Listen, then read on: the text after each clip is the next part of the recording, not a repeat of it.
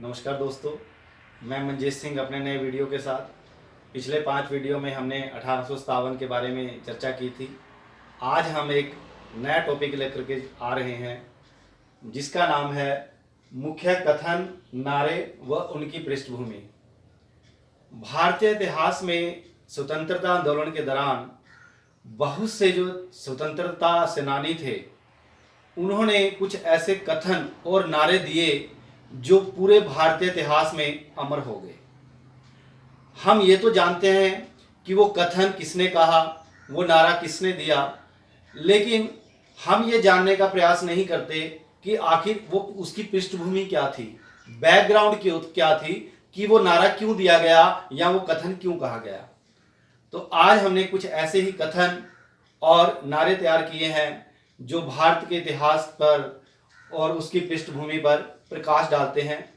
उनमें से कुछ हैं, मैं अपनी झांसी नहीं दूंगी, इंकलाब जिंदाबाद, साइमन वापस जाओ, मेरे सिर पर लगी एक एक लाठी अंग्रेजी सरकार के ताबूत में एक एक कील साबित होगी, दिल्ली चलो तुम मुझे खून दो, मैं तुम्हें आजादी दूंगा। ये 5-6 नारे और कथन मैंने सेलेक्ट किए हैं।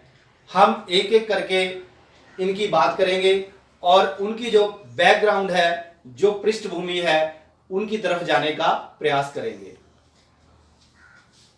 मैं अपनी झांसी नहीं दूंगी, ये कथन महारानी लक्ष्मीबाई जी के द्वारा दिया गया था। अब इसकी बैकग्राउंड क्या है, इस पर हम थोड़ा सा प्रकाश डालेंगे। आप जानते हैं कि 1857 के विद्रोह का एक राजनीतिक कारण यह था गोद लेने की नीति, डॉक्ट्रिन ऑफ लैप्स। उस नीति में क्या था, यह नीति लॉर्ड डलहौजी ने शुरू की थी, हमने राजनीतिक कारणों में पढ़ा था। और इस नीति में क्या था कि अगर कोई भारतीय राजा निसंतान मर जाता था तो अंग्रेजी जो सरकार है उस राज्य को अपने साम्राज्य में शामिल कर लेगी। अब यहां पर झांसी के अंदर ऐसा हुआ। वहां का जो राजा था गंगाधर राव, वो निसंतान था और यह कहा गया कि जब उसने कहा कि मैं दत्तक पुत्र लेना चाहता हूं तो लॉर्ड डलहौजी ने उसको मना कर दिया, यह कहकर कि गोद लेने की नीति के तहत आपका जो राज्य है अब अंग्रेजी साम्राज्य में शामिल किया जाएगा। लेकिन उसकी विधवा रानी लक्ष्मीबाई ने इस प्रस्ताव को ठुकरा दिया और जोर देकर के कहा, मैं अपनी झांसी नहीं दूंगी। तो ये इसकी बैकग्राउंड थी कि क्यों महारानी लक्ष्मीबाई ने ये कथन कहा। जो दूसरा कथन है वो है इंकलाब जिंदाबाद, लॉन्ग लिव द रेवोल्यूशन। अब ये जो नारा है, वैसे देखा जाए तो सब लोग कहते हैं कि भगत सिंह से जुड़ा हुआ है, इसमें कोई शक नहीं कि भगत सिंह से जुड़ा हुआ है। लेकिन ये जो नारा था, जो क्वाइन किया गया था, जो इसको बनाया गया था, वो मौलाना हजरत मौलानी थे नुसरानी, जिन्होंने ये नारा बनाया था। लेकिन बाद में Hindustan socialist Republican army HSRA और भगत सिंह के द्वारा इसका प्रयोग व्यापक स्तर पर किया गया।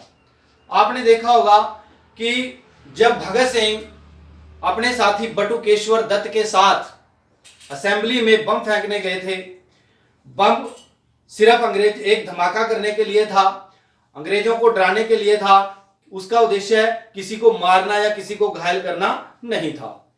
और जब वहां पर वो गए और जाकर के बताया कि हम क्या चाहते हैं, उनका उद्देश्य क्या है, और बताया, और बाद में उन्होंने अपने पर्चे इधर भी अपने जो बम थे हाथों में जेब में डाले हुए, वो उन्होंने ऐसी जगह पर फेंक दिए जहां पर कोई बंदा नहीं बैठा था, जिससे किसी को नुकसान ना हो।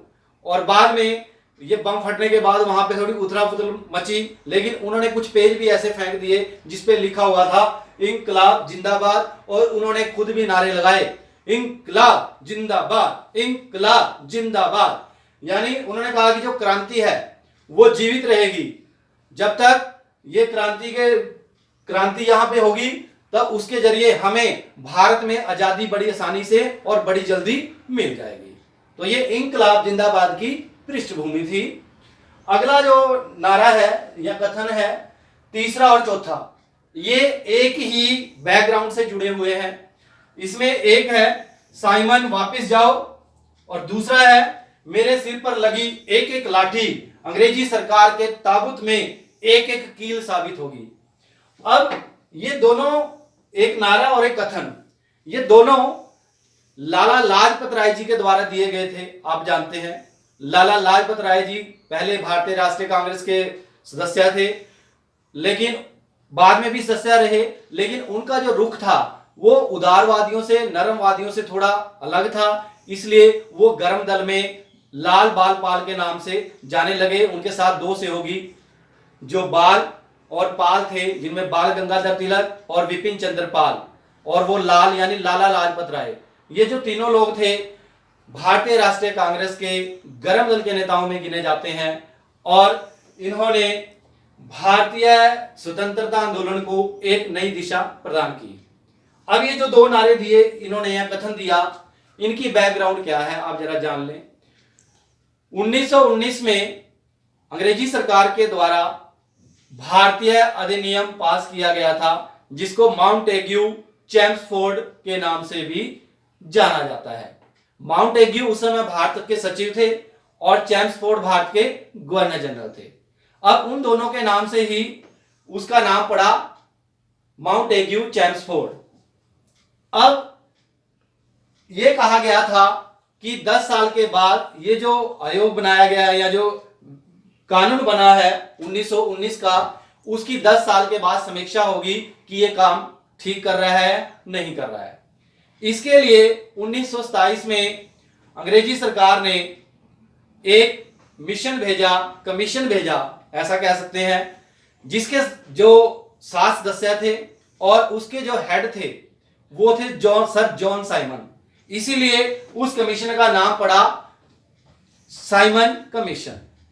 अब वो साइमन कमीशन ये देख रहा था, उसको स्टैच्यूटरी कमीशन के नाम से भी जाना जाता है, विधि आयोग के नाम से भी जाना जाता था। वो देखने आ रहा था कि भारत में जो 1919 का अधिनियम है वो ठीक ढंग से काम कर रहा है या नहीं कर रहा है। अब जब भारत के लोगों को यह पता लगा कि यहां पर इसमें जो सदस्य है उसमें एक भी भारतीय सदस्य शामिल नहीं है, तो उन्होंने कहा कि कैसे एक सातों के साथ जितने लोग हैं वो सारे अंग्रेजी सरकार के हैं, अंग्रेज हैं, वो कैसे एक भारत के बारे में निर्णय कर सकते हैं कि सही से कोई काम हो रहा है या नहीं हो रहा है। इसलिए इसका विरोध होना शुरू हो गया और इसलिए जहां जहां पर भी ये साइमन कमीशन गया वहां पर नारे लगे Simon go back, Simon go back. अब लाहौर के अंदर 30 अक्टूबर 1928 को क्या हुआ कि लाला लाजपत राय जी एक ग्रुप के साथ, कुछ लोगों के साथ इस साइमन कमीशन का विरोध कर रहे थे, क्योंकि साइमन कमीशन वहां पर पहुंचा था।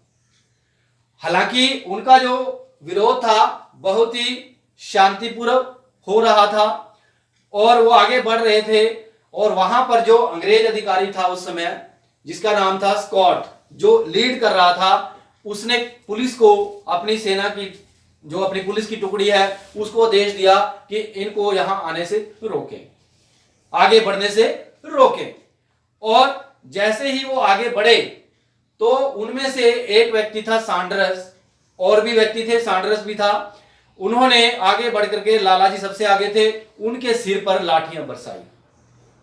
अब उन लाठियों की चोट लगने से लगभग 18 दिन के बाद 17 नवंबर 1928 को लाला लाजपत राय जी की मृत्यु हो जाती है।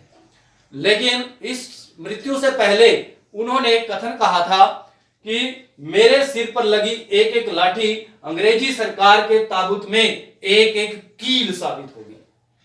और ये जो कथन था ये अमर हो गया, आज भी लोग इसको याद करते हैं, और जब भी साइमन कमीशन की बात आती है तो साइमन वापस जाओ, और ये जो लाला लाजपत राय जी का कथन है ये आज भी लोगों के मुंह पर आ जाता है। इसी प्रकार ये जो पांचवा और छठा, इसमें एक नारा, दोनों ही नारे कह सकते हैं आप, ये दोनों सुभाष चंद्र बोस, जिनको नेताजी के नाम से भी जाना जाता है, उनके द्वारा दिए गए थे। पहला है, पांचवा है दिल्ली चलो, और उनके साथ ही छठा, तुम मुझे खून दो मैं तुम्हें आजादी दूंगा। ये दोनों ही कथन और ये नारे सुभाष चंद्र बोस जी या नेताजी ने दिए थे। आप जानते हैं कि शुरू में जो सुभाष चंद्र बोस जी थे, भारतीय राष्ट्रीय कांग्रेस के साथ जुड़े हुए थे, लेकिन आने वाले समय में, हालांकि 1938 में वो भारतीय राष्ट्रीय कांग्रेस के अध्यक्ष भी बने, 1939 में भी बने, लेकिन गांधी जी की कुछ नीतियों से वो उनसे थोड़े से खफा थे। खफा उनकी नीतियों से थे, गांधी जी से खफा नहीं थे, क्योंकि उन्होंने सबसे पहले गांधी जी को राष्ट्रपिता कह करके संबोधित किया था। लेकिन उनकी नीतियों की वजह से उनको लगा कि अहिंसक तरीकों से हमें आजादी नहीं मिल सकती, इसलिए वो यहां से बाहर चले गए। कुछ समय जर्मनी में रहे और जर्मनी के बाद वो सिंगापुर में गए। वहां पर आजाद हिंद फौज, जिसकी स्थापना मोहन सिंह ने की थी, और जब वो वहां पर गए, रास बिहारी बोस उसको संभाले हुए थे। बाद में सुभाष चंद्र बोस जी ने इसको पुनर्गठित किया, आजाद हिंद फौज को, और वहां पर सिंगापुर में इन्होंने कहा कि हमें अंग्रेजों को भारत से बाहर भगाना है, इसलिए जितने भी लोग मेरे साथ जुड़ जाएं। उनमें से कई भारतीय और कई विदेशी लोग उनके साथ जुड़ गए। उन्होंने वहां पर नारा दिया था सिंगापुर में, दिल्ली चलो। अब दिल्ली चलने के बाद, इस नारे के बाद धीरे धीरे अपनी जो आजाद हिंद फौज की टुकड़ी थी, उसके साथ वो धीरे धीरे बर्मा की तरफ बढ़े। बर्मा की राजधानी रंगून, वहां के टाउन हॉल में एक बहुत बड़ी सभा हो रही थी। वहां पर बहुत से जवान युवक युवतियां इकट्ठे हुए जो आजाद हिंद फौज में शामिल थे। वहां पर उन्होंने एक नारा दिया था। उन्होंने पहले ये कहा कि ये एक प्रतिज्ञा पत्र है, इस पे सबको साइन करने होंगे जो जो भारत की आजादी की लड़ाई में शामिल होना चाहता है। सब लोग आए और अपने अपने साइन करने लगे, लेकिन उन्होंने मना कर दिया, नहीं, मुझे शाही से दस्तखत नहीं चाहिए, तुम मुझे खून दो मैं तुम्हें आजादी दूंगा। उन्होंने लोगों के मन में भर दिया कि उनको लगने लगा था कि अब हमें अगर आजादी प्राप्त करनी है तो हमें अपने प्राणों की बलि देनी होगी, हमें अपना खून देना होगा, तभी हमें आजादी मिल सकती है। उनमें से सबसे पहले कुछ महिलाएं आगे आई। उन्हीं 17 महिलाएं सबसे पहले आगे आए। उनके यहाँ पर छुरी लगा रखी थी, उन्होंने उसको अपने हाथ से थोड़ा सा काटा और अपने खून से वहां पर सबसे पहले आकर के उन्होंने साइन किए। और इसीलिए उन महिलाओं के जज्बे को देखते हुए आजाद हिंद फौज में वहां पर एक, कह सकते हैं, महिला रेजिमेंट भी बनाई गई थी, जिसकी जो कैप्टन थी लक्ष्मी, महिला कैप्टन श्री लक्ष्मी सहगल, वो बनी। और उसके आधार पर पुरुष और महिला दोनों ने ही आजाद हिंद फौज में संयुक्त रूप से काम किया और भारत की आजादी के लिए वहां पर खूब प्रयास किया। वो बाद की बात है कि सुभाष चंद्र बोस जी अपने इस प्रयास में सफल नहीं हो सके। किसी विमान दुर्घटना में कहा जाता है कि वो क्रैश होने के बाद उनकी मृत्यु हो गई, और ये जो आजाद हिंद फौज था वहां पर अंग्रेजों, और इसी बीच क्या हो रहा था, आप देख रहे हैं कि धीरे धीरे अंग्रेजी सरकार ने भी मानना शुरू कर दिया था कि अब हमें भारत से हटना पड़ेगा और भारतीयों को आजादी देनी होगी। यानी हो सकता है या है इसके पीछे कि आजाद हिंद फौज का भी डर था, और यहाँ पे जो आंदोलन चल रहा था, उन दोनों के प्रयासों के परिणाम स्वरूप भारत को आजादी मिलना तय हो गया था। तो ये हमने आज विभिन्न स्वतंत्रता सेनानियों के द्वारा दिए गए स्लोगन, नारे और उनके कथनों की जो बैकग्राउंड थी, उनके बारे में आज पढ़ने का प्रयास किया है। उम्मीद है, क्योंकि टॉपिक थोड़ा सा मुझे खुद अलग लग रहा था, लेकिन हम पढ़ तो लेते हैं नारों के बारे में कि ये किसने दिया, लेकिन उनकी बैकग्राउंड जानना बहुत जरूरी था। इसलिए मेरे मन में बात आई और मैंने इसीलिए इसी टॉपिक पर अपना एक वीडियो बनाया। इसी के साथ ये टॉपिक खत्म होता है। धन्यवाद।